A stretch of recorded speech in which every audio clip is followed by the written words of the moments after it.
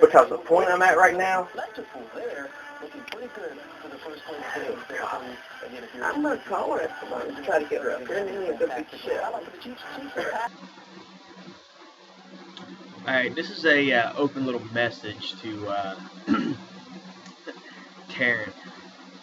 Look, you do realize that pulling a knife on me in McDonald's was stupid because there was video cameras. The manager at McDonald's actually called the police, so yeah, the cops are out looking for you. And I realized when you seen me at BP, you came up with this brilliant idea that you were all going to run back into the store with Amber's cousin, the one who was talking trash to me in McDonald's about you guys. And let me explain something here, Teryn. I'm going to include a very small little clip for you. It's about 11 seconds long. That very small little clip is, in fact, well, it's from Amber's grandmother trying to convince me to go down there and beat your ass. So the question you need to ask yourself is, what exactly is going on? See, the people you think are all feeding you a bunch of bullshit trying to get you to go after me, the reason why is because I happen to have that whole little thing on them where they tried to get me to kill you.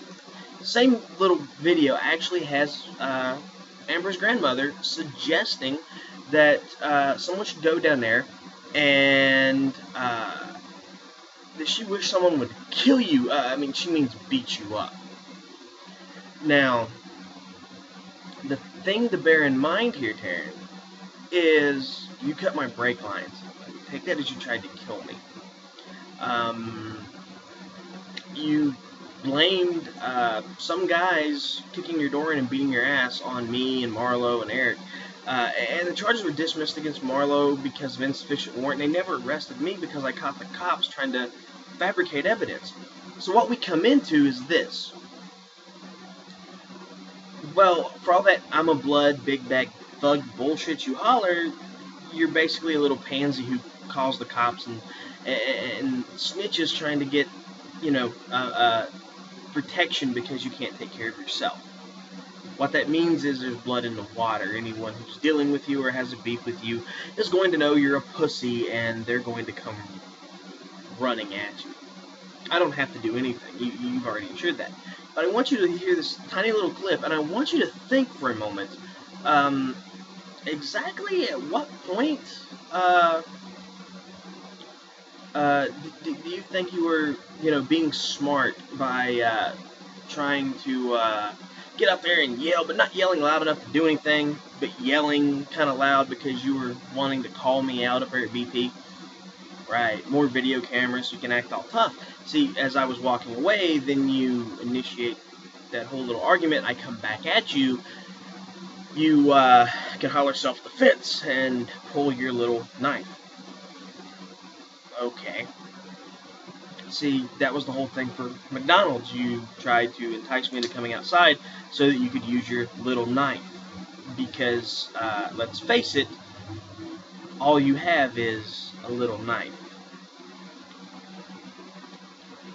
Yeah, I'm not that stupid, dumbass. And the fact of the matter is, since that whole thing happened at McDonald's, well, I think the Beckley police are looking for you for brandishing a weapon. Could be wrong. They tend to be kind of slow in doing anything or anything else. But let's just put it this way. When Nathan was talking all that shit, and I crossed the street to avoid him because that wasn't the proper time or place to deal with him, you were, God, close enough to shake my hand. I think we passed within maybe that far of each other. And you were, well, not doing anything. For a badass who wants to fuck me up, you seem to be hiding a lot. So, yeah, I'm going to let you play that little clip, and I'm going to let you think about the people you think are trying to help you. And let's just see where that goes. How do you feel? Oh, by the way, that little goldish colored truck or whatever y'all have up there, I should probably inform you after you pulled the knife on me. I already went by Amber's grandmother's house, wrote down a license number of every single car up there, including your little beige SUV with the back window busted out, that little white car with the thing on the back of it for a wheelchair, and the other vehicles up there. Yeah, 4 license plate numbers. So, makes you have to wonder, doesn't it? What are you running from? What are you scared of? And why is Amber's grandmother, and why is Amber's family for that matter, running to you and telling you a bunch of shit, trying to get you to come at me when, I don't know,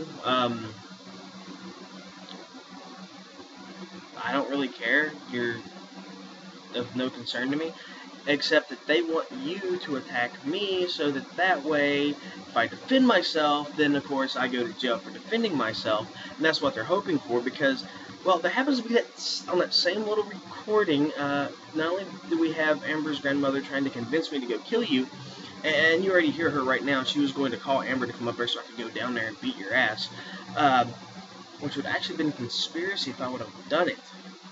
Think about that.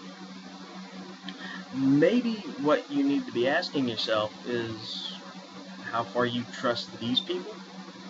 Oh, and there's that other little issue of apparently I have some dirt on them for human trafficking and everything else. See, when people try to set me up, I tend to not like that, and I tend to take steps to deal with that, and they're just one more case.